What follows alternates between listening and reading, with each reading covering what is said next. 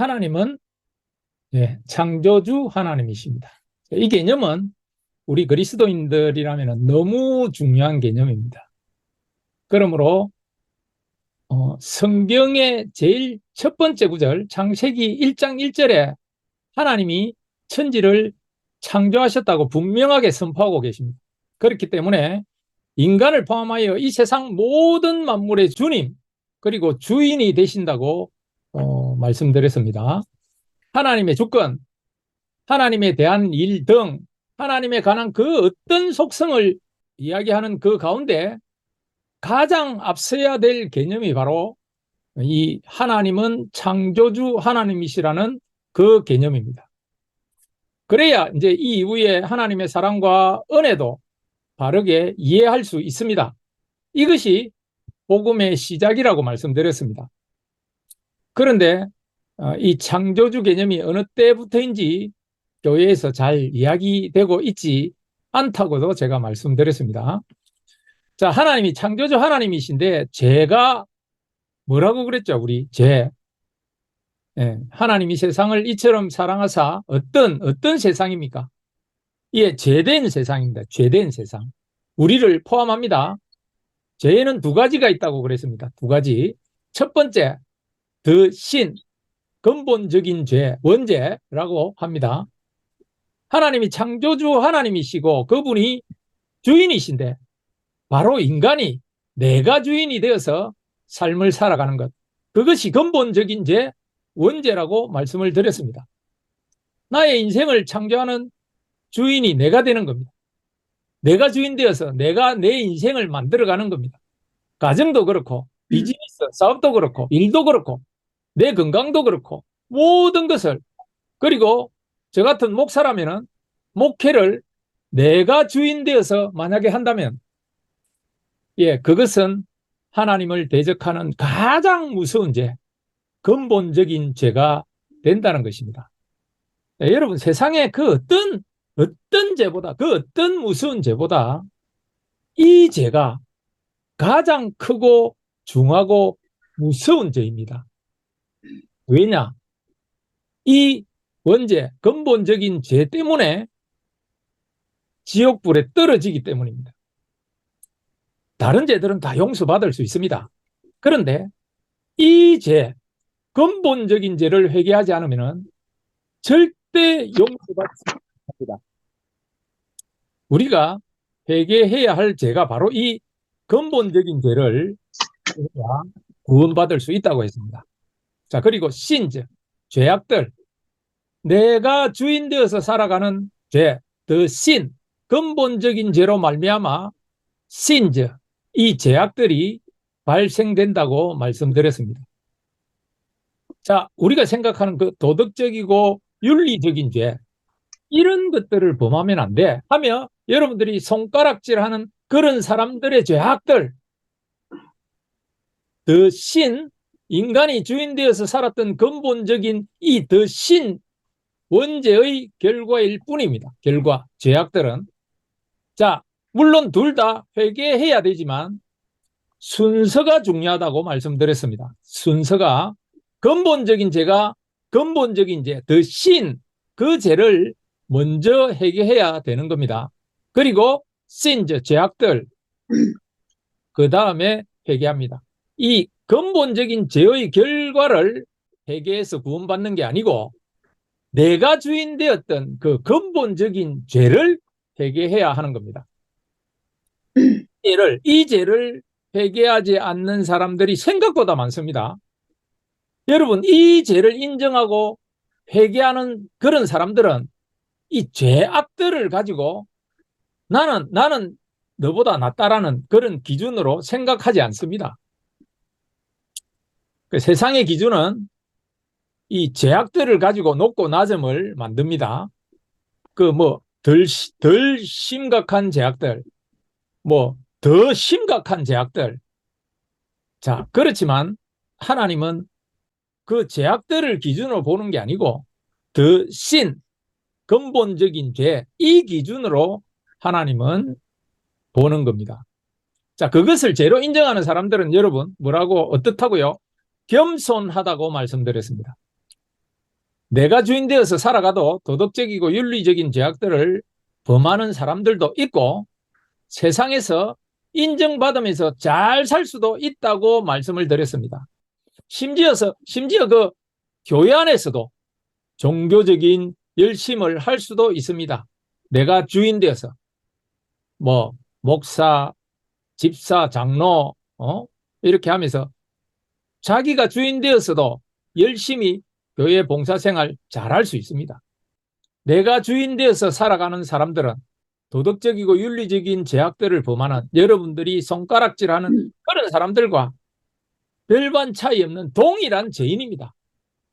이것을 우리가 죄로 여겨질 수 있어야 됩니다. 내가 주인 된 것이 하나님 앞에 그 펄펄 끓는 유황불에 빠져 죽을 그런 지옥 갈 죄라는 것을, 근본적인 죄라는 것을 인정하고 그것을 회개할 때 구원을 받는 겁니다. 자, 그러면은 뭐 죄악들은 회개하지 않아도 됩니까? 아닙니다. 회개해야 됩니다. 이것을 죄악들을 구원을 위한 회개가 아니고 구원받은 자들의 회개라고 말씀을 드렸습니다. 죄악들은. 그래서 하나님과의 관계가 친밀하게 하기 위한 그런 회개인 겁니다. 죄악들을 회개하는 것은 구원과는 상관이 없는 그런 회개입니다. 그 죄악들은 하나님과 관계를 친밀하게 하기 위한 회개라는 것입니다. 그런데 이러한 죄, 근본적인 죄, 내가 주인 되어서 살아가려고 하는 이 죄 때문에 하나님과 인간이 어떻게 되었다? 단절되었습니다. 그런데도 불구하고 하나님이 우리를 사랑했습니다.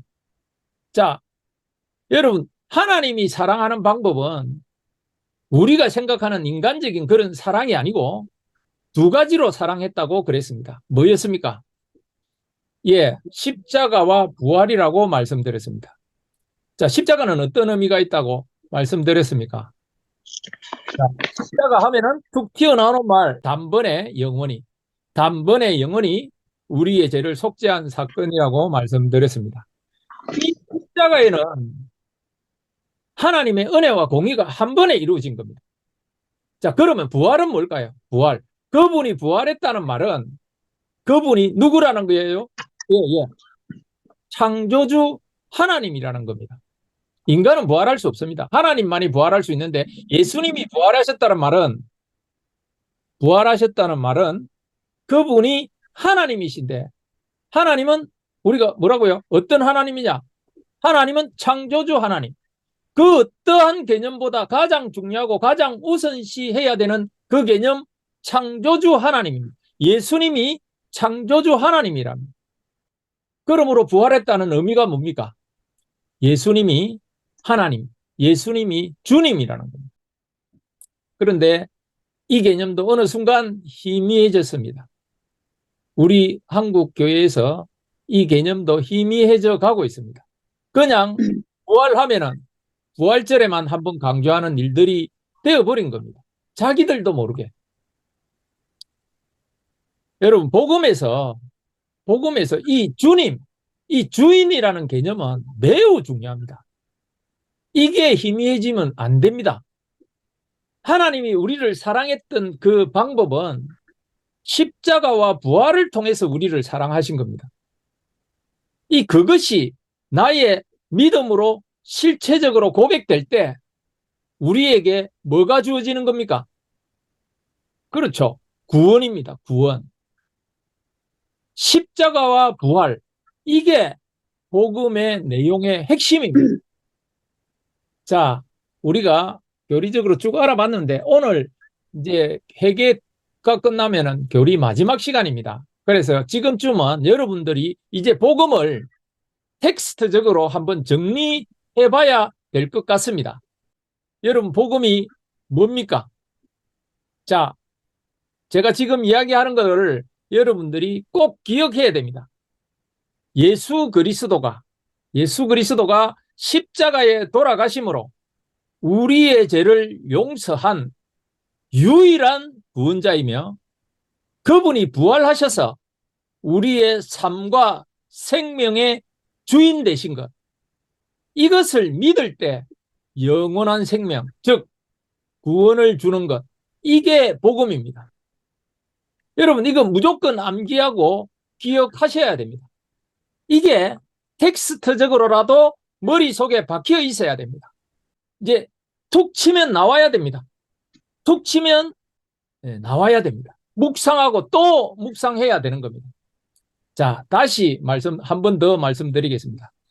예수 그리스도가 십자가에 돌아가신 그 사건을 여러분들이 머릿속에 기억해야 됩니다. 자, 그 십자가에 돌아가셔서 우리의 죄를 용서해 주신 유일한 구원자가 되시며 그분이 부활하셔서 우리의 삶과 생명의 주님, 주인이 되신 것, 이게 복음의 내용이고 이 내용을 믿을 때 구원을 주는 것입니다. 이게 바로 복음입니다. 자, 그렇다면은 구원은 이 복음의 내용을 믿을 때 구원을 줄 수 있다고 했습니다. 여러분, 근데 가장 이 복음에서 왜곡된 것이 바로 이 믿음입니다. 믿음. 그래서 믿음은 회개와 영접으로 이루어진다고 제가 말씀을 드렸는데 그냥 회개라 해도 되고 오늘 나누는 영접으로 하나로 봐도 무관합니다. 믿음을 강조하기 위해서 이렇게 이제 회개와 영접으로 나눈 것이라고 말씀드렸죠. 자, 하나님이 세상을 할 때 이 제된 세상, 그 제도 두 가지라고 했고 세상을 이처럼 사랑하사 그 사랑하는 방법도 또 두 가지라고 그랬습니다. 십자가와 부활. 또 이는 그를 믿는 자마다 믿음도 또 두 가지라고 했습니다. 회개와 영접. 저번 시간에 이제 우리 회개 배웠잖아요. 회개 뭐라고 했습니까? 예, 입술에 달려 있지 않다고 말씀드렸습니다. 말로 해보는 것은 시작입니다. 그런데 회개는 삶의 방향을 바꾸는 거라고 말했습니다. 내가 제약된 길로 가고 있는데, 지옥으로 가고 있는데, 그런 방향으로 가고 있는데, 거기에다가 그냥 예수님을 보태는 것, 이런 것이 아니고, 예수님을 구원자로 믿고, 내 삶을 그분이 주인이 된 삶으로 턴하는 방향을 바꾸는 겁니다. 이 자리에서 죄인의 자리에서 벗어난다는 의미가 바로 이런 의미라는 뜻입니다. 턴한다는. 내가 주인이 되어서 그냥 예수님을 구원자로 애드시켜서 내 삶을 그냥 살아가면은 안 된다는 거예요. 왜냐? 하나 빠졌잖아요. 반쪽짜리 복음으로는 우리가 절대 구원받지 못합니다. 그분이 부활하셔서 나의 주님이라는 것을 믿는 턴, 이 방향을 바꾸어야 되는 것입니다. 회개는 방향을 바꾸는 거라고 말씀드렸습니다. 자, 그리고 방향을 바꾸고 나서 끝나는 게 아니고 이게 이제 동시에 이루어질 수 있습니다. 그분을 영접해야 합니다. 영접. 자, 오늘 믿는 것에 대해서 두 번째 시간으로 영접에 대해서 한번 나누어 보도록 하겠습니다. 자, 안 중요한 게 없습니다. 매주 굉장히 중요합니다. 간단하지만 이 생명을 얻느냐 못 얻느냐에 달려있는 내용입니다.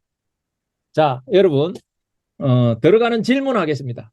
영접의 진정한 의미는 무엇인가? 영접의 진정한 의미는 무엇인가?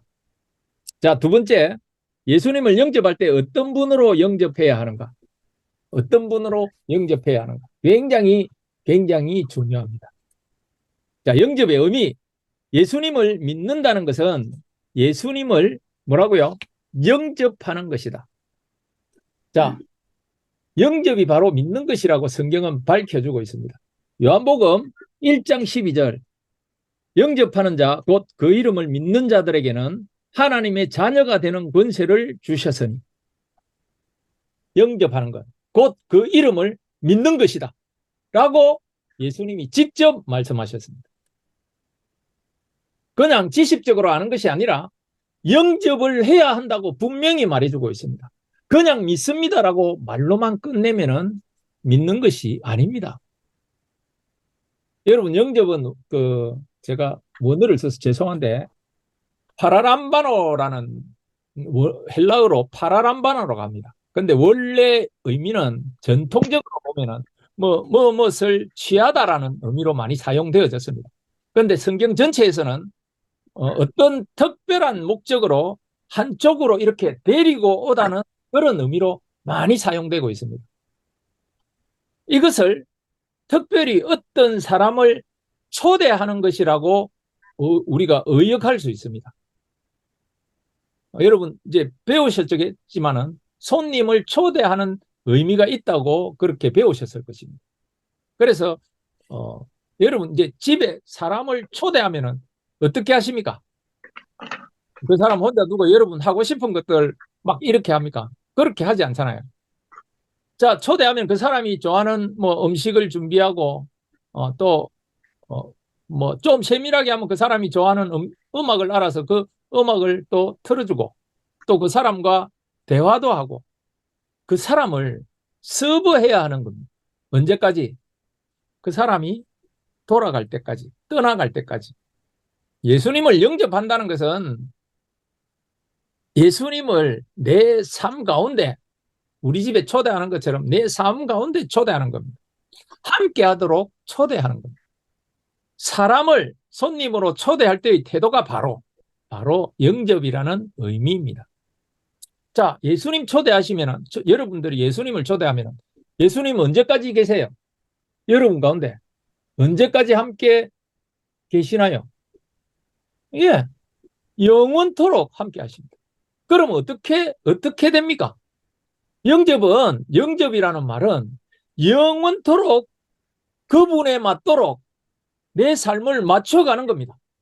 영접은 예수님을 주인으로 나의 주인으로 초대를 하기 때문에 모시기 때문에 예? 그분에 맞도록 내 삶을 맞춰가는 겁니다.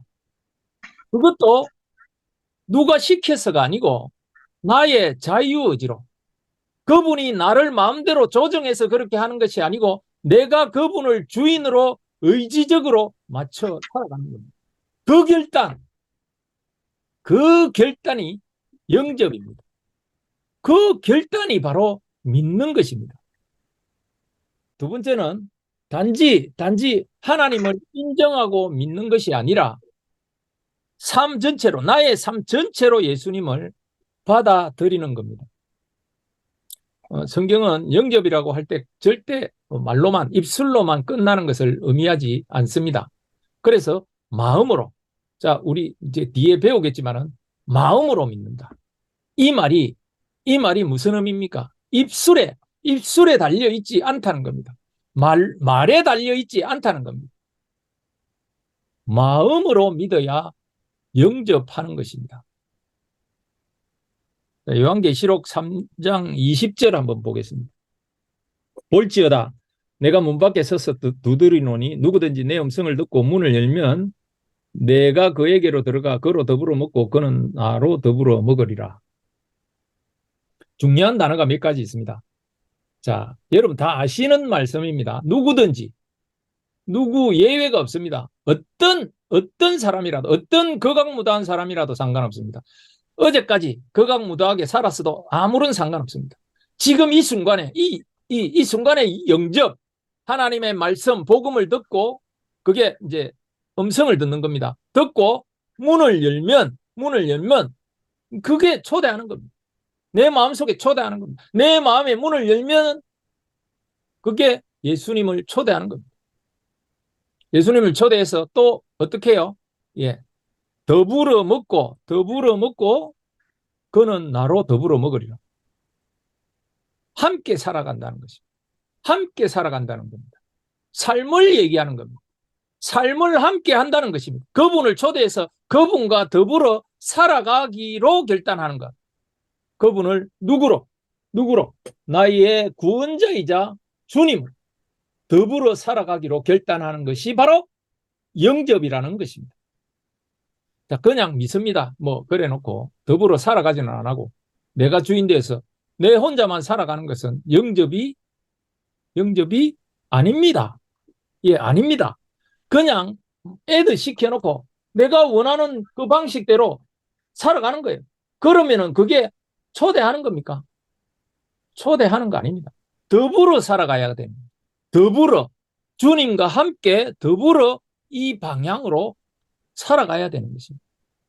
자, 이 영접을 잘 나타내는 비유가 있습니다. 예. 성경에 보면 예수님을 신랑으로 비유한 겁니다.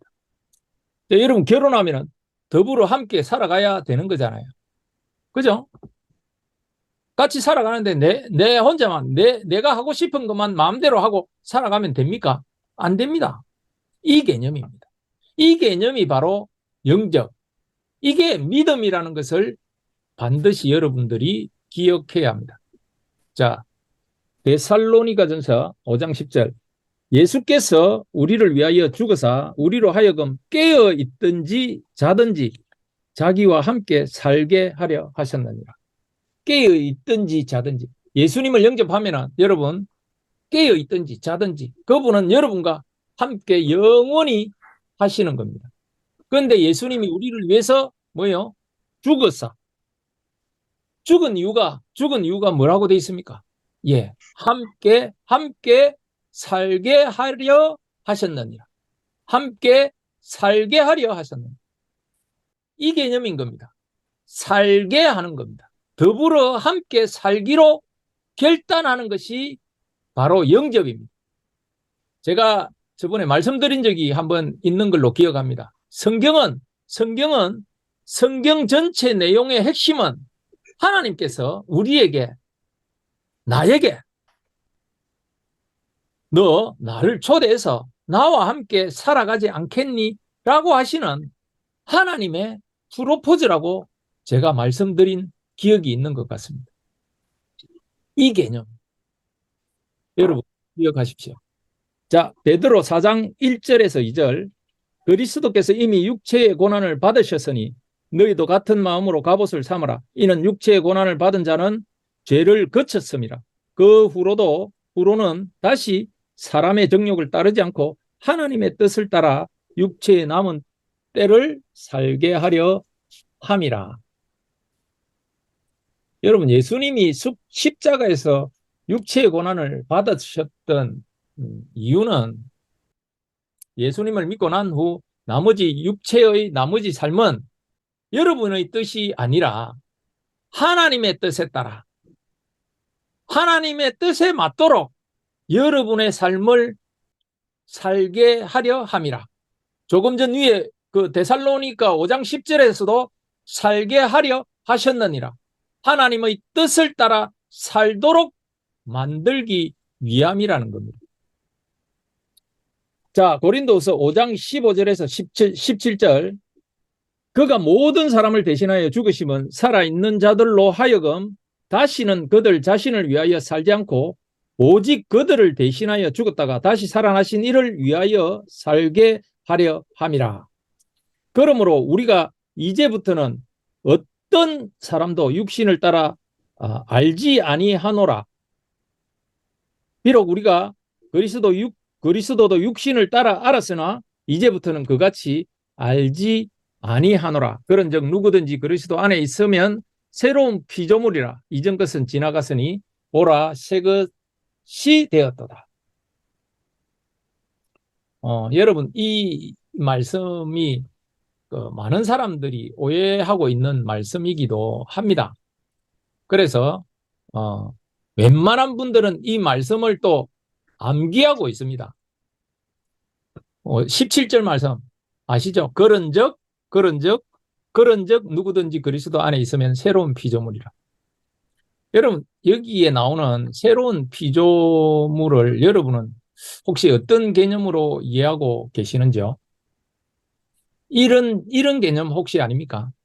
이제까지 이제 뭐 세상에 살다 보니까 약간 뭐 다른 사람보다 좀 모자라고 좀 멍청하게 이렇게 또 가난하게 살았는데 예수님을 딱 믿고 나니까 다른 사람들 못지않게 이 세상에서 더 잘 사는, 더 부자로 살고 또 당당하게 살고 하는 뭐 이런 개념으로 이런 새로운 피조물을 뭐 세상 기준으로 부자가 되고 뭐 좀 나아지고 하는 이런 개념으로 여러분들이 이해하고 계신 것은 혹시 아닙니까? 뭐 상처가 회복되고 내가 재정이 어려워가지고 힘들었었는데 새로운 피조물이 되어서 그 재정들을 좀 지배하고 영향력을 끼치고 뭔가 주도적으로 내가 그런 주도적으로 살아가는 그런 그림으로 이해하는 분들이 생각보다 많습니다. 여러분, 이 새로운 피조물이라는 이 내용은 그 앞에 이제 보면 접속사가 하나 있습니다. 17절 앞에.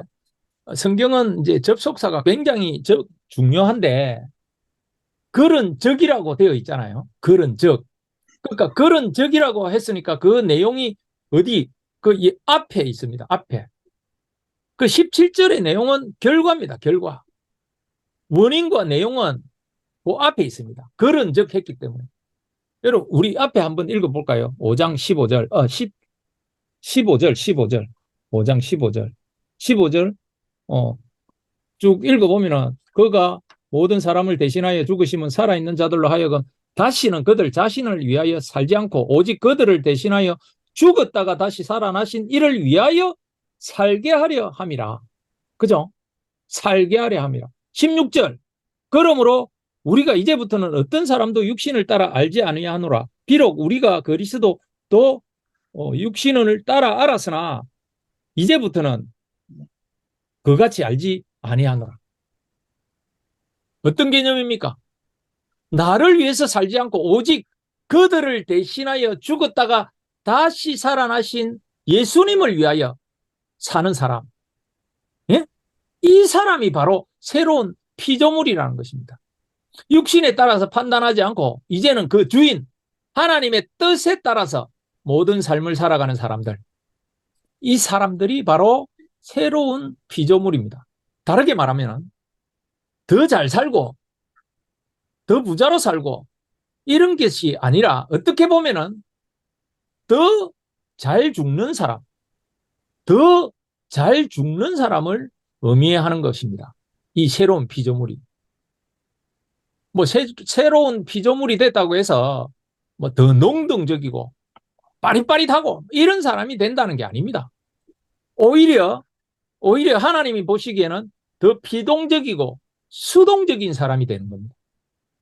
하나님이 보시기에 그런 겁니다. 하나님께 보시기에 피동적이고 수동적인 사람은 하나님께 순종하는 사람을 의미하는 겁니다. 하나님의 뜻에 반응하는 사람. 내 의지가 더 발동되고 내가 뭐 힘이 더 생기가지고 주도적으로 내 삶을 이끌어가는 그런 개념의 그림이 아닙니다. 오히려 내가 죽어가는, 그래서 나의 뜻에 따라 살아가지 않고 하나님의 뜻에 따라 그분을 주인으로 모시고 살아가는 그런 개념인 것입니다. 새로운 피조물은. 그래서 이 새로운 피조물이 되었다고 해서 물론 세상에서 더 성공하는 그런 사람도 있겠죠. 하나님의 특별한 뜻에 따라서 그런 사람들이 있을 수 있습니다. 있습니다. 그러나 여러분, 새로운 피조물이 되었다고 해서 세상에서 더 잘 되는 것, 그런 것이 아니라는 것입니다. 그런 개념이 아니라는 것입니다. 뭐 머리가 나빴는데 바로 새로운 피조물이 됐다고 해서 머리가 갑자기 좋아지고 이런 거가 아니라는 겁니다.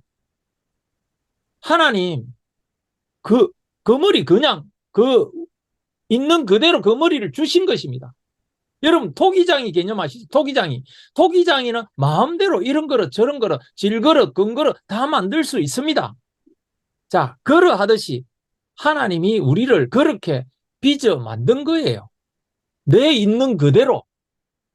내가 좀 세상 기준으로 봤을 때 좀 모자라는 그 기준으로, 좀 못난 기준으로, 세상 기준으로 봤을 때 약간 어중저중한 기준으로, 세상 기준으로는 그럴 수 있다는 겁니다.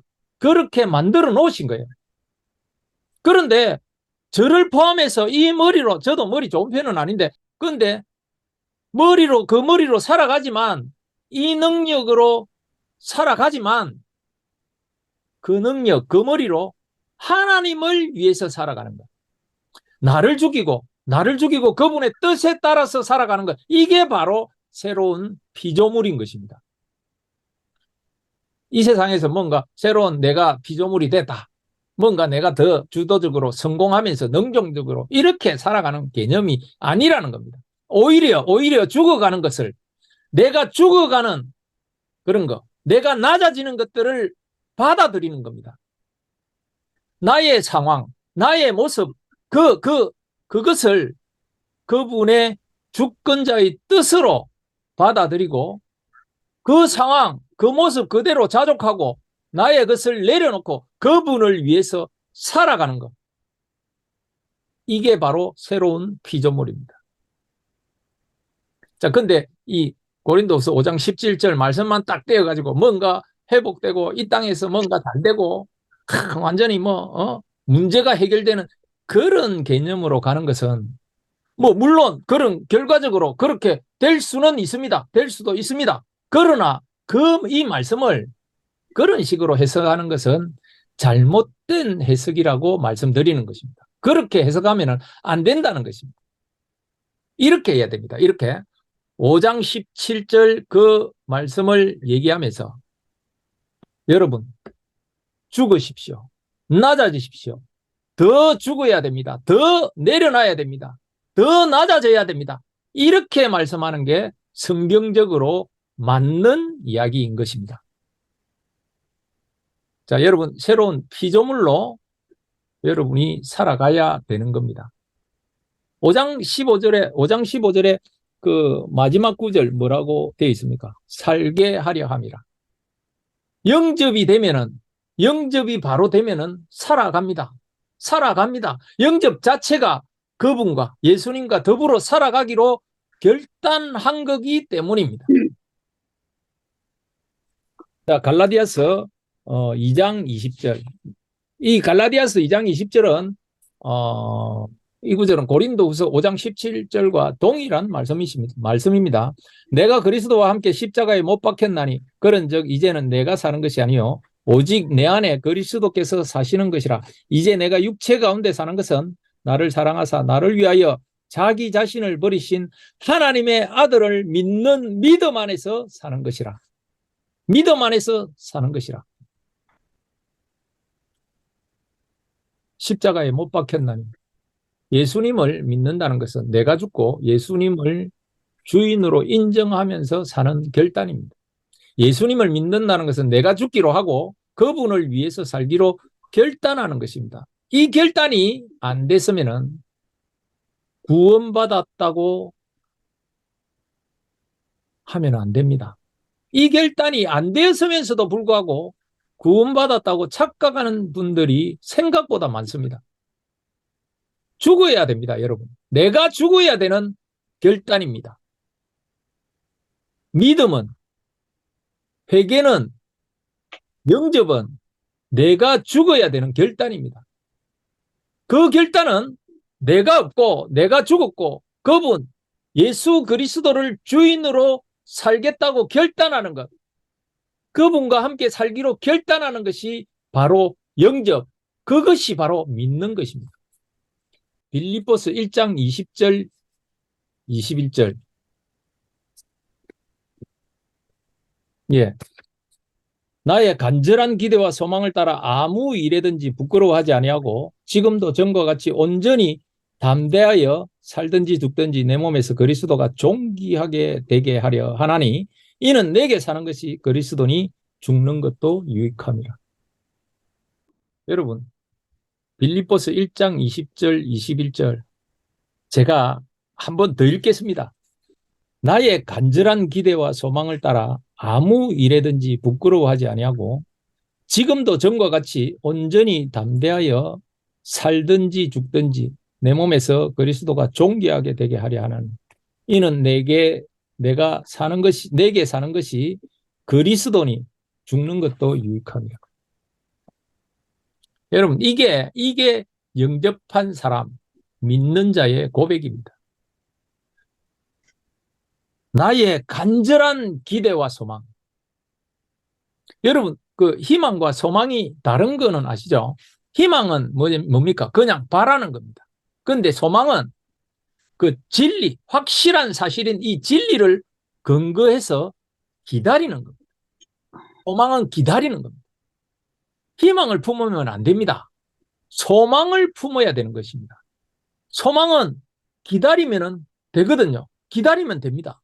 진리를 알기 때문에 그 기다리고 있는 겁니다. 소망을. 자, 이 간절한 기대와 소망을 따라 아무 일에든지 부끄러워하지 아니한다고 합니다. 자, 바울이 왜 이렇게 고백할까요?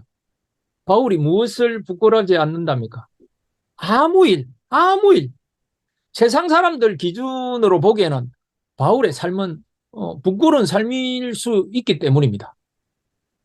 바리새인 중에 바리새인이었고 예루살렘 공의의 회원이었고 율법에 관한 학문에는 아주 능통했던 사람이고 그런 사람이 어느 날 예수를 만나고 나서 그 모든 기득권을 버리고 오직 예수만을 전하며 천막 짓는 일로 전쟁하는 세상 사람들이 보기에 그렇게 전전긍긍하면서 예수 전하는 일로 어떤 때는 죽을 만큼 돌도 맞고 도망다니고 세상 사람들 보기에 어리석기 거지없는 예전에 자기를 지지했던 그런 사람들이 보기에는 부끄럽기 짝이 없는 그런 사람이었을 수도 있습니다. 그런데 그는 부끄러워하지 아니했다고 합니다. 부끄럽지 않다고 합니다. 왜? 바울은 다른 사람들과 세상 사람들과 다르기 때문입니다. 뭐가 있었습니까? 소망이 있었기 때문입니다. 소망을 품었기 때문입니다. 기다리고 있었기 때문입니다. 아무리 비웃고 아무리 손가락질해도 반드시 삶의 반전이 있다는 것을 바울은 잘 알고 있었기 때문에 그래서 부끄러워하지 않는 겁니다. 세상 사람들 보기에는 부끄러워 보이지만 지금도 전과 같이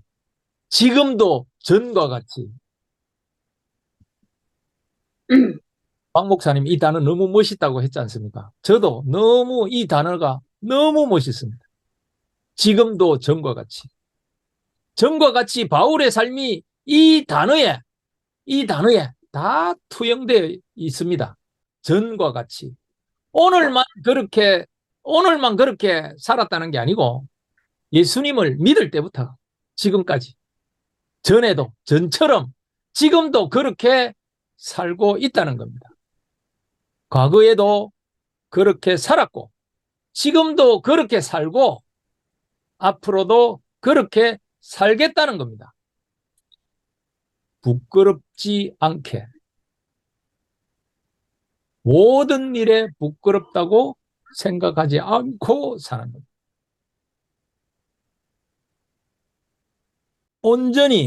온전히 담대하여 살든지 죽든지 온전히 담대하여 살든지 죽든지 그래서 그리스도가 존귀하게 되게 하려 하나니 이는 내게 사는 것이 그리스도니 죽는 것도 유익함이라. 내게 사는 것이 누구? 그리스도니 죽는 것도 유익함이라. 죽음이 두렵지 않았습니다. 그분을 존귀케 한다는 것은 그분만 내 삶과 생명의 주인인 것을 드러내게 하는 겁니다. 그 이유가 바로 뒤에 그렇게 얘기하는 거예요. 이는 내게 사는 것이 그리스도니 죽는 것도 유익함이라. 죽음이 두렵지 않습니다. 내가 살았던 이유가 그리스도 때문에 살아왔기 때문에 즉 영원한 그리스도가 내 안에 계시기 때문에 죽는 것이 오히려 유익하다는 겁니다. 왜겠습니까? 영원한 천국에 가기 때문에. 영원한 천국에 가기 때문에 죽는 것이 두렵지 않고 오히려 그 죽음이 유익하다는 겁니다. 여러분, 이 뜻은 육체적으로 죽어서 천국에 가기 때문에 유익하다는 그런 의미도 있지만 넓게 보면은 이런 의미도 있을 수 있다고 볼 수 있습니다. 그리스도로 살고 내가 죽으면서 사는 것이 실질적으로 나에게 유익하다는 것. 천국으로 가는 그 때문에 유익하다는 그런 의미도 있지만은 내가 지금 그리스도로 살고 내가 죽으면서 사는 것이 실질적으로 나에게 유익하다는 것입니다. 나를 낮추고 나를 예수님께 순종시키고 뜻 안에서 나의 뜻을 죽여가면서 사는 것이 실질적으로 나에게 사는 것이 유익하다는 그런 의미도 있다고 볼 수 있습니다. 여러분, 죄인된 우리는 우리 뜻대로 살아가면 어떻게 해요? 유익하지 않습니다. 그런데 다들 착각합니다. 내 마음대로 하는 것, 내 뜻대로 기도하는 것, 내 뜻대로 섬기는 것, 내가 내 뜻대로 결정하는 것, 내 뜻대로 하면은, 내 뜻대로 되면은 다 유익한 줄 압니다. 내 삶의 방향도 내가 원하는 대로 가면은 유익한 줄 압니다. 여러분, 내 뜻이 죽고 내가 죽고 그분의 뜻이 온전히 드러나야 유익합니다. 제 경우에 예를 든다면은 저는 당뇨 환자입니다. 우리 박진우 목사님도 당뇨 환자지만 거의 비슷합니다. 저랑 많은 부분들이 비슷해서 저도 저의 경우를 드는데 제2형 당뇨 환자입니다. 약 12년 전에 처음 당뇨 진단을 받았습니다. 공복 혈당 240, 아내가 비상이 걸렸습니다. 장인어른이 당뇨 합병증으로 이제 돌아가셨기 때문에 아내가 너무 민감합니다. 한때 장인이 병세가 악화됐을 때는 약 2년 동안을 이 아내가 병원에서 장인 수발을 했던 적이 있습니다. 대변, 소변 다 받아가면서 막 이리 입히고 저리 입히고 닦아주고 하여튼 그런 일을 2년 동안 겪은 아내라서 굉장히 민감하게 반응합니다. 지금까지도 너무 과하리만큼 저의 음식 관리를 합니다. 뭐 밀가루 음식, 흰쌀밥, 설탕 이런 것들은 저는 이런 간섭이 너무 싫거든요. 너무 싫었습니다. 진짜 너무 힘들었습니다. 다른 거는 다 좋은데 하여튼 이거만 하면은 막 이제 저랑 다툽니다. 지금도 가끔 먹는 것 같고 서로 다투기도 하거든요. 근데 이제 제가 먹고 싶은 거 먹고 운동 안 하고 이러면은 어김없이 당 수치가 쑥 올라갑니다. 한때는 당화 혈색소가 9.2까지 올라갔습니다. 인슐린을 맞아야 된다고 의사 선생님이 그러는 거를 제가 운동하면서 낮추겠다고 이러면서 고집 피우가 아직까지도 약만 먹고 있는데, 근데 아내의 이제 간섭이 심해서 막 눈치 보면서 음식 조절하고 운동하면은 좋아집니다. 정말 내가 싫어서 이랬는데도 불구하고 아내의 간섭이 나를 살린 겁니다. 내가 먹고 싶다고 먹고 내가 하고 싶은 대로 하면은 환자는 죽을 수도 있습니다. 당뇨 환자는 죽을 수 있습니다. 여러분, 죄인은 어떤 사람이 죄인입니까? 예, 내가 주인된 삶을 사는 사람, 내 마음대로 하는 사람, 내가 하고 싶은 대로 하는 사람. 죄인은 내가 하고 싶은 대로 하면 어떻게 됩니까? 죽습니다. 죽습니다. 그걸 우리가 모릅니다. 우리가 하고 싶은 대로 하고 우리가 우리의 뜻대로 하면은 우리의 뜻대로 되면은 죽어요. 어떻게 죽습니까? 육체는 잠깐 행복할 수 있어요. 그런데 서서히 죽어. 그리고 영적으로 죽어버립니다. 그런데 우리가 그거를 모릅니다. 오히려 그것을 바랍니다. 그 잠깐의 자유. 기도도 그렇게 합니다. 내 뜻대로 되기를. 하나님, 내가 원하는 것을 해달라고. 그렇게 합니다. 이 말은 바꿔 말하면 무슨 말입니까? 지금까지 이야기한 것을 유추한다면, 예, 하나님, 저 죽고 싶어요 하고 똑같은 말입니다. 하나님, 저 죽고 싶어요 하고 똑같은 말입니다. 여러분 주위에 힘들게 하는 사람들이 있습니다. 그 사람. 그리고 또 힘들게 하는 환경이 또 있습니다. 그 힘들게 하는 그 사람, 그 환경이 지금 여러분을 살리고 있는 겁니다. 감사하십시오.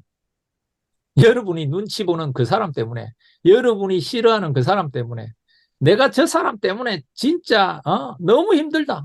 저 사람만 없으면 내가 진짜 행복할 건데. 아닙니다. 아닙니다. 그 사람 때문에 여러분이 이 자리까지, 이 정도까지 온 겁니다. 지금 이 자리에 있는 겁니다.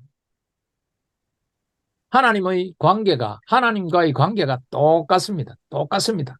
그분이 주인 되면은 그분에게 묶입니다. 그분에게 구속됩니다. 눈치 봐야 돼요. 눈치 안 보입니까, 여러분? 여러분 지금 하나님의 눈치가 안 보입니까? 그렇다면은 여러분 주인이 안 바뀐 겁니다. 주인이 바뀌면은 눈치가 보여요. 그것 때문에 사는 겁니다. 여러분이 하고 싶은 대로 못하게 하는 그분이 나의 주인 되어서 여러분이 주인 되지 못하도록 하는 게 뭐라고요? 유익이다. 유익이라는 이 뜻입니다. 이 유익이라는 뜻이 이 뜻입니다. 그리스도로 살고 내가 죽어야 유익인 것입니다. 이것을 정확하게 아는 사람들은 어떻게 합니까? 날마다 죽어갑니다. 날마다 죽입니다. 날마다 죽입니다. 날마다 낮아집니다. 그러면은 삽니다. 유익합니다. 참된 기쁨과 참된 평안을 누립니다. 참된 기쁨과 평안이 무엇인지를 경험하게 되는 것입니다. 자, 영접의 두 가지 측면입니다. 영접의 두 가지 측면. 이게 영접, 믿는 것에 있어서 또 중요합니다. 중요합니다. 자, 첫 번째로 구원자로 영접해야 됩니다. 구원자로. 요한복음 14장 6절입니다. 14장 6절. 예수께서 이르시되 내가 곧 길이요 진리요 생명이니 나로 말미암지 않고는 아버지께로 올 자가 없느니라. 자, 똑같은 말입니다. 사도행전 4장 12절. 다른 이로서는 구원을 받을 수 없나니 천하 사람 중에 구원을 받을 만한 다른 이름을 우리에게 주신 일이 없음이라 하였더라. 없음이라 하였더라. 예수님 외에는 하나님께로 즉 우리가 영원한 생명을 얻을 길이 없습니다. 그런데 이 가장 근본적이고 가장 본질적인 이 진리가 공격받고 있습니다. 이 길로 가도 되고 저 길로 가도 되고 꼭 예수님 아니면 안 되나? 예수님이 하나님 아들 진짜 맞나? 하나님의 아들이 있나? 하나님 믿으면 천국 가는 거 맞나? 하나님만 믿으면 천국 가는 거 아닌가? 예수님을 믿어야 되나? 예수님을 꼭 믿어야 되나? 예수님만 믿어야 되나? 하나님이 예수님이라 그랬으니까 하나님만 믿으면 되는 거 아닌가? 자, 여러분, 이런 얘기가 맞습니까? 여러분, 이런 얘기 들어봤습니까? 진짜 조심하셔야 됩니다. 이슬람, 한국뿐만이 아니고 미국에 있는 자유신앙, 그리고 다원주의가 팽배해지고 있습니다. 하나님이신 독생자 예수 그리스도가 성육신 하셔서 이 땅에 오시고 십자가에 돌아가시고 부활하신 것. 그래서 그분이 예수님이 창조주 하나님이신 것을 믿을 때 구원받는 겁니다. 왜요? 우리 십자가 할 때 공부할 때 배웠습니다. 하나님은 피 흘림이 있어야 구원을 받는다는 그런 원칙을 정해놨기 때문에 이 공의의 하나님께서 그 원칙을 깰 수 없습니다. 그래서 완전한 예수님을 피 흘리게 하신 겁니다. 하나님의 원리를 지키기 위해서.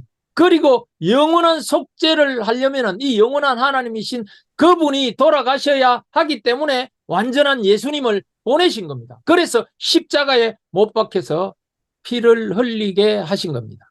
이것을 믿어야 하는 겁니다. 그런데 이것을 그냥 머리로 이성으로 말다 뭐 십자가에 못 박혀주고 하나님의 아들이 어디 있어?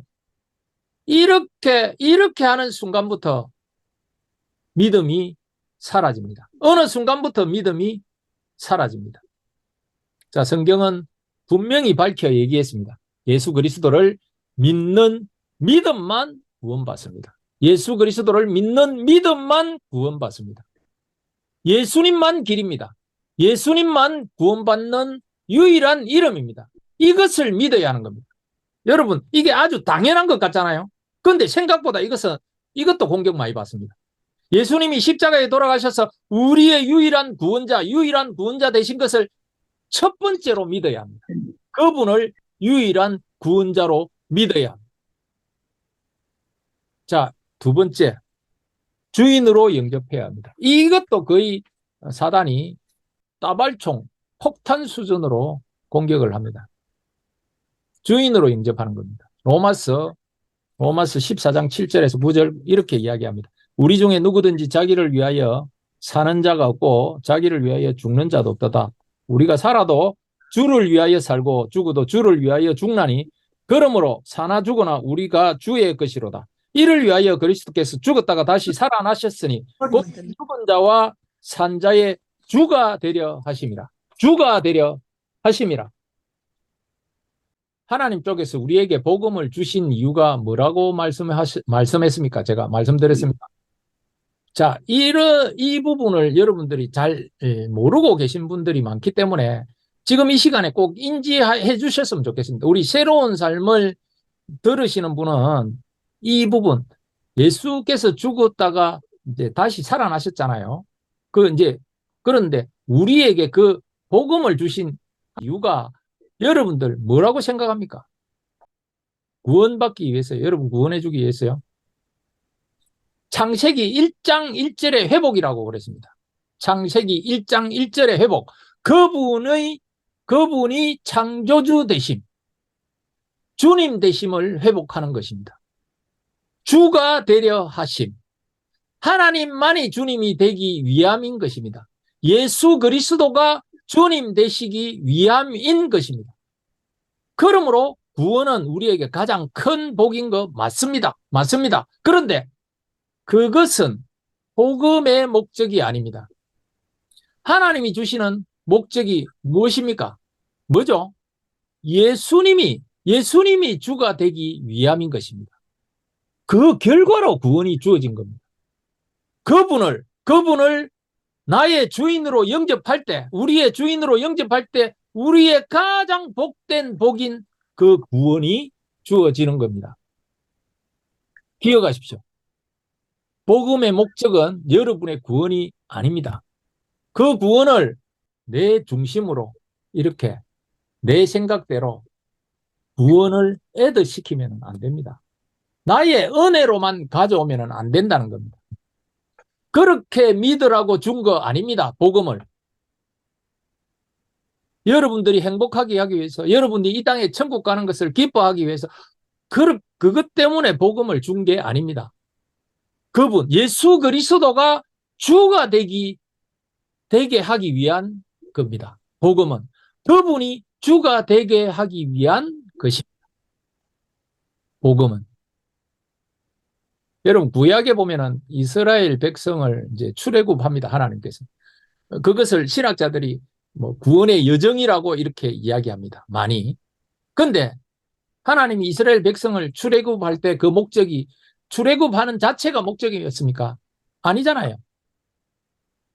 가나안 땅에 들어가게 하는 자체가 목적입니까? 아닙니다.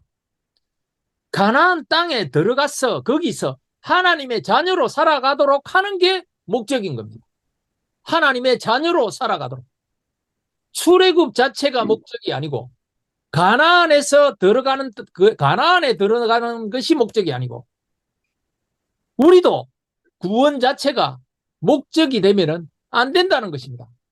그분을 주인으로 모시고 그분과 함께 살아가는 것이 바로 복음의 목적입니다. 가나안에 들어가면 끝납니까? 아닙니다.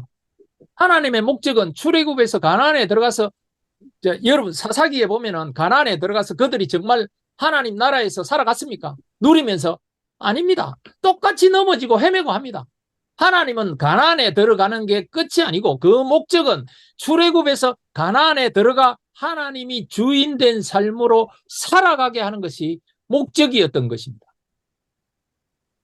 이스라엘 백성을 가나안 땅으로 들어가게 한 것은 하나님이 주인 되기 위함인 것입니다. 그런데 출애굽해서 가나안에 살고 뭐 잘 살고 행복하게 누리는 것이 목적이라고 생각합니다. 틀린 것. 구원도 마찬가지입니다. 구원도. 하나님이 여러분에게 복음을 주신 목적이 그분이 그분이 여러분의 주가 되기 위함입니다. 주님이 되기 위한 겁니다. 자, 너무 많이 강조한다고 생각하실지 모르겠지만은 이것을 여러분들 머릿속에 꼭 탑재해야 됩니다. 탑재하고 사셔야 됩니다. 여러분 성경에 이제 가장 많이 나오는 단어가 이제 물어보면은 보통 하나님이라고 생각을 하는데, 여러분 하나님이라는 단어는 성경 전체에 이제 약 3,977번 나옵니다. 근데 이 하나님이라는 단어보다 더 많이 나오는 단어가 있는데, 2배 더 많이 나오는 단어가 있습니다. 그 단어가 바로 주님입니다. 주님. 주님이라는 단어는 7,759번 나옵니다. 7,759번. 자, 이 결과로만 본다면은 성경의 전체 이야기를 한 단어로 표현하면은 어떤 거라고 생각합니까? 예. 예수님이 주님이십니다. 하나님이 주님이십니다. 성경은 바로 이 얘기를 하려고 하는 겁니다. 내가 너희 주인이야. 이 얘기. 제가 말씀드렸죠. 내가 네 주인이기 때문에 나랑 함께 너의 인생을 나와 함께 살지 않겠느냐 하는 하나님의 프로포즈라고 제가 말씀드렸습니다. 여러분, 또 신약에는 예수님이라는 단어가 919번 나옵니다. 919번. 그런데 그 예수님이 주님으로 소개하는, 그 예수님을 주님으로 소개하는 부분은 719건이 나옵니다. 719건. 약 한 80%가 예수님을 주님으로 소개하고 있습니다. 주님으로.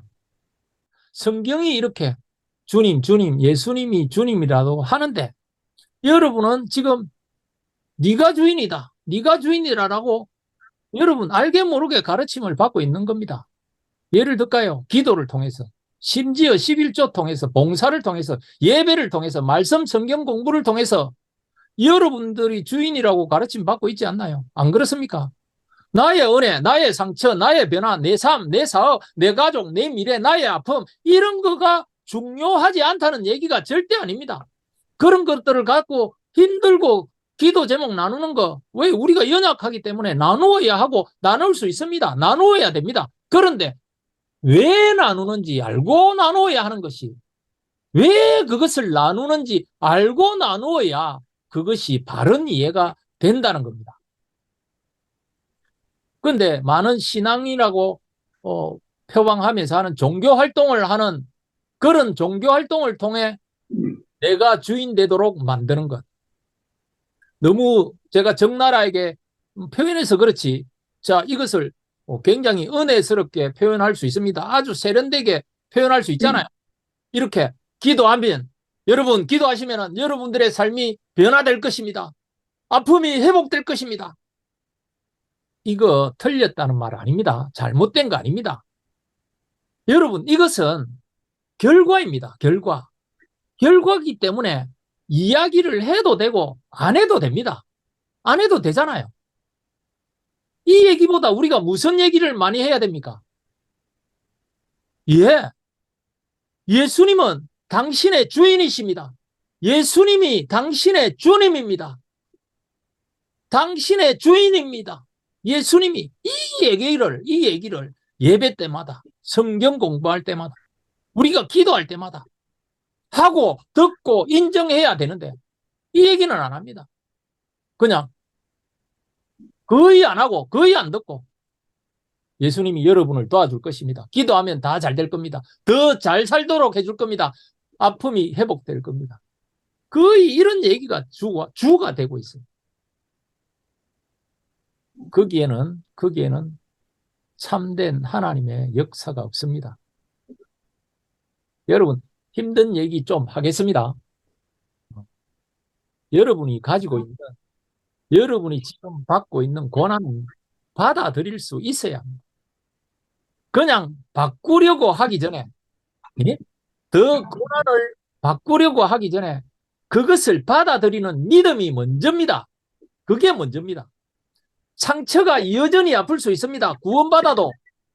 여러분, 재정의 문제가 여전히 해결 안 될 수 있습니다. 어떤 사람이 나를 상처를 줬는데 그 문제가 여전히 그 사람이 변하지 않고 나를 계속 상처 줄 수 있을까요? 없을까요? 있습니다. 사람들이 나를 무시했던 그 사람이, 그 무시했던 사람이 여전히 나를 존중해주지 않고 무시할 수 있습니다. 내가 하는 사업이나 내가 하는 어떤 일들이 여전히 안 풀릴 수 있습니다. 그렇지만 그것을 받아들이는 것이 먼저입니다.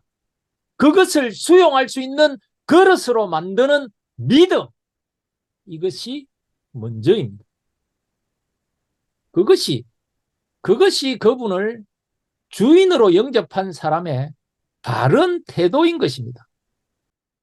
그런데 여러분, 우리는 어떤 문제가 있거나 내가 원하는 방향으로 되지 않고 있을 때 그것이 내가 원하는 쪽으로 되거나 이루어지는 것이 은혜라고 생각하고 그것에 초점을 맞춥니다.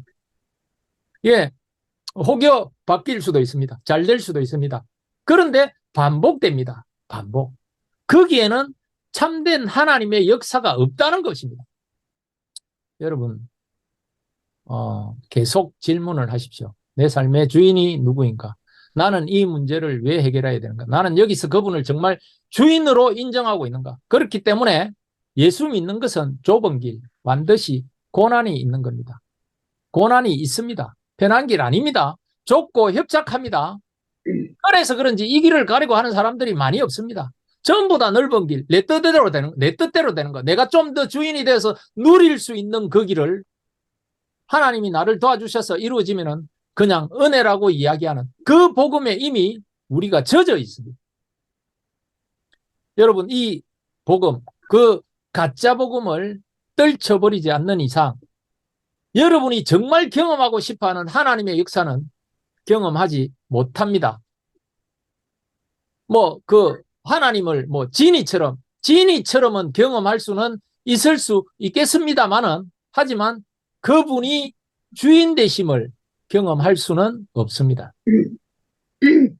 내가 열심히 지금 이제 노력해서 관리하고 있습니다. 건강하기 위해서 아침, 저녁으로 러닝머신 열심히 운동하고 음식 조절하고 당뇨약 먹고 열심히 관리합니다. 그런데도 불구하고 하나님이 저에게 병을 주실 수 있나요, 없나요? 병나게 할 수 있나요, 없나요? 있습니다. 당연히 있습니다.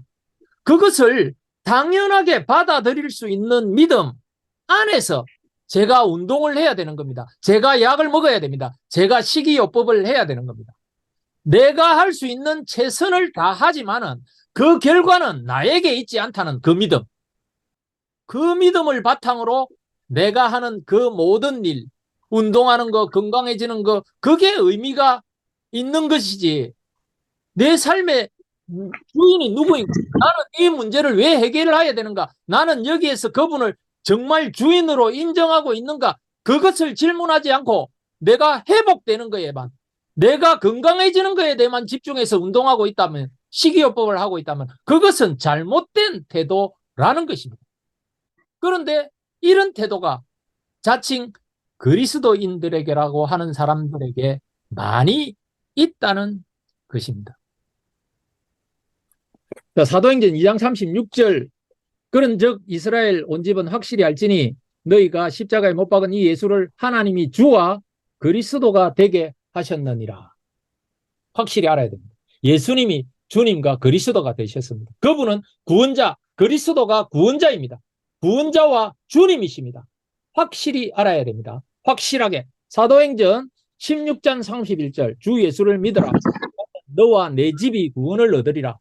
집이 구원을 못 얻는 이유는 이 말씀으로 만약에 적용하면은 뭐요? 예수를 주님으로 믿지 않았기 때문일 수 있다는 겁니다. 여러분만 믿고 있다. 반드시 여러분이라도 믿고 있다. 반드시 예수님을 주로 믿으면은 하나님은 여러분뿐만이 아니고 그 가정도 구원을 주시겠다고 지금 말씀으로 약속해 주고 있습니다. 그분을 주님으로 믿으면 가정의 구원도 이루어진다고 약속해 주고 있습니다. 주를 예수로 믿으면. 로마서 10장 9절에서 10절. 내가 만일 내 입으로 예수를 주로 시인하며 또 하나님께서 그를 죽은 자 가운데서 살리신 것을 내 마음에 믿으면 구원을 받으리라. 사람이 마음으로 믿어 의에 이르고 입으로 시인하여 구원에 이르니라. 여러분, 이거는 많이 들었습니다. 그죠? 주로 여러분 마음으로 입술로 시인해야 됩니다. 그리고 마음으로 믿어야 되는 겁니다. 마음으로. 그리고 그 마음으로 믿었던 것을 입으로 시인하는 겁니다. 마음으로 믿지 않는데 입으로만 시인하면은 구원받아 그 아닙니다. 그렇게 입으로만 시인했다고 해서 구원받았다는 그런 사람들이 또 있습니다. 의외로 또 많은 걸로 알고 있습니다. 교회에 왔습니다. 교회. 몇 주 동안 프로그램 받고 이제 교육 횟수 채워지고 묻습니다. 예수님 믿으십니까? 예. 구원의 확신이 있습니까? 예. 예수님을 나의 주인으로 인정하십니까? 예. 그럼 따라하십시오. 하나님, 저는 죄인임을 고백합니다. 이제 나를 구원하여 주신 분이 예수님인 줄 알고 예수님을 저희 주인으로 영접합니다. 저와 함께 하여 주시옵소서. 예수님 이름으로 기도합니다. 아멘. 자, 이제 구원받았습니다. 거의 이렇게 구원을 주어버립니다. 마음으로 믿고 있는지 확인도 하지 않습니다. 여러분, 분명히 말씀에 나옵니다. 마음으로 믿는 것을 입으로 시인할 때 구원을 주겠다. 마음으로 믿어야. 입술에 구원이 달려있는 거 아니라고 했습니다. 마음으로 믿지 않아도 입술로 주님 주여 주여 할 수 있습니다. 마음으로 믿지 않으면서 입술로 주여 주여 하면서 심지어 신학교 교수도 할 수 있고 목사도 할 수 있고 장로도 할 수 있고 선교사 할 수 있습니다. 그렇게 말씀드렸습니다. 주여 주여 하는데 마음으로는 믿지 않습니다. 믿지 않는 거 어떻게 할 수 있다고요? 열매로 할 수 있다고 했습니다. 실질적인 삶 속에서도 드러납니다. 그리고 여러분 자녀들이 알고 배우자가 잘 압니다. 예수 안 믿는다면 안 믿는다는 것을 자녀와 배우자가 적나라하게 잘 압니다. 물어보십시오. 언제 분위기 좋을 때 한번 여쭤보십시오. 특별히 아이들은, 특별히 이제 순진하고 솔직한 아이들은 정확하게 이야기합니다. 반드시 마음으로 주로 믿어야 합니다. 그분이 주인 되심이 여러분의 사업이나 가정이나 삶 속에 드러납니다. 숨기지 못합니다. 못 숨깁니다. 마음으로 믿지 않는 것도 반드시 드러납니다. 함께 살지 않는 것이 반드시 드러납니다. 어떻게요? 두려움과 걱정, 근심 이런 것들로 드러납니다. 믿음 없습니다. 항상 두려워합니다. 항상 걱정합니다. 마음으로 믿지 않으면.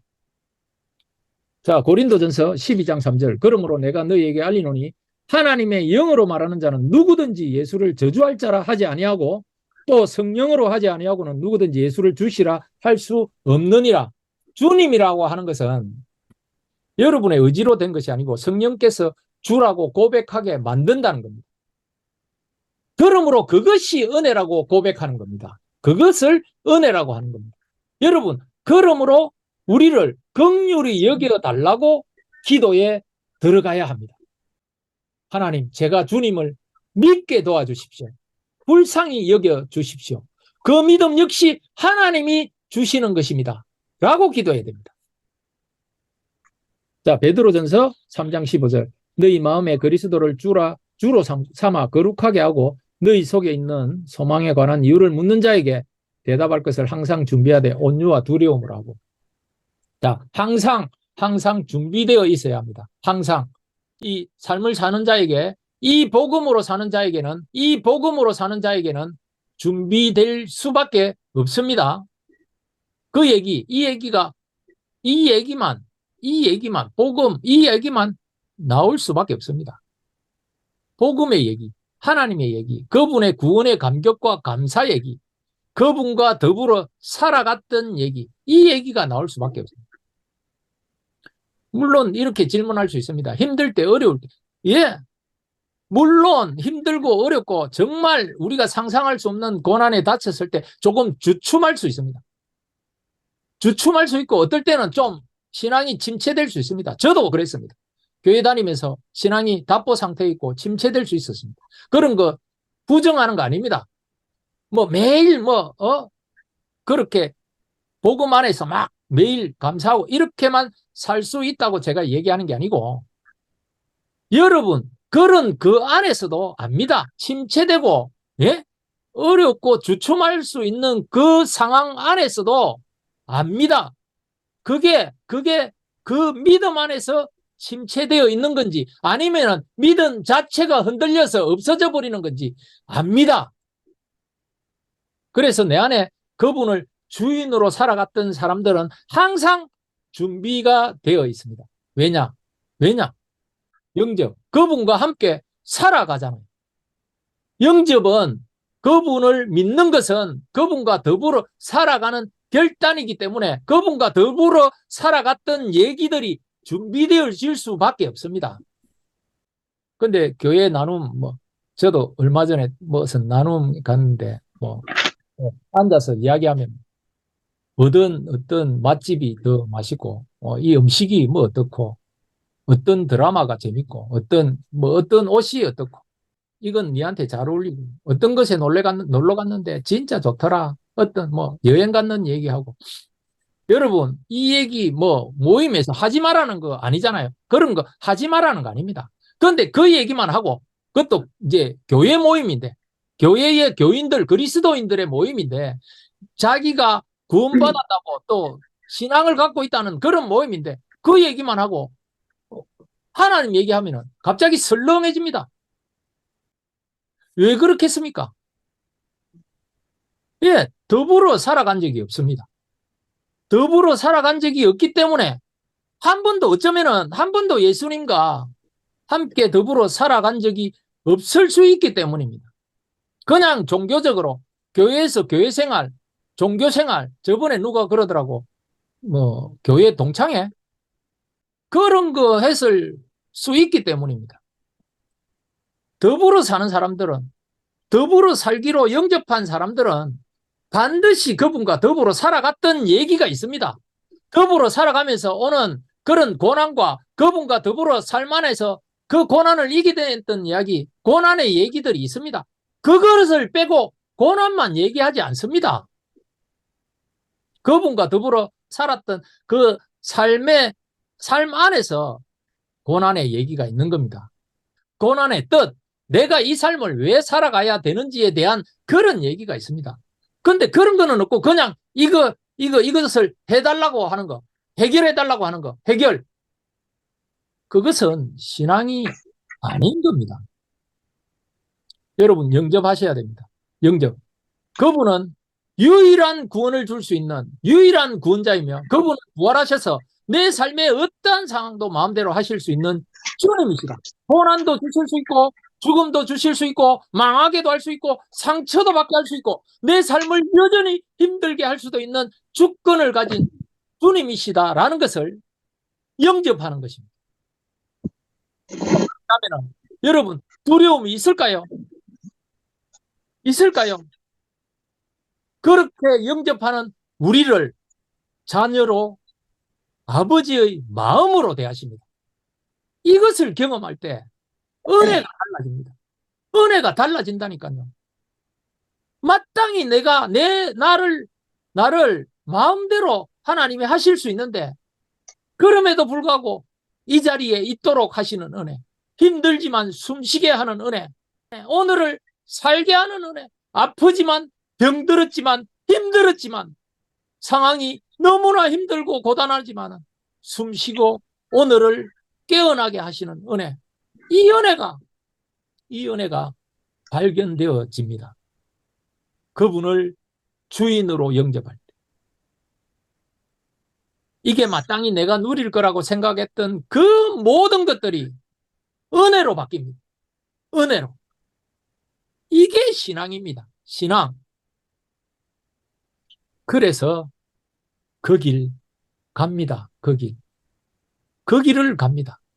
그 넓은 길 말고 좁은 길을 가는 겁니다. 이 길 말고 이 길 가는 겁니다. 십자가의 길 가는 겁니다. 기도하고 마치겠습니다. 예수님을 구원자이자 주님으로 영접하셔야 합니다. 혹시 오늘 얘기 들으면서 내 삶의 모습을 보고 마음으로 그분을 주인으로 영접한 적이 없으신 분들, 예수님을 구원자이자 주님으로 영접하십시오. 영접이 뭐라고요? 그분과 더불어 주인으로 살기로 결단하는 겁니다. 그분이 주인으로 살기로 결단하는 것입니다. 내가 죽고 예수님만을 위해서 살기로 결단하는 것입니다. 자, 결단하셨던 분들, 여러분 어떻습니까? 힘드시죠? 힘드시죠? 그 정상입니다.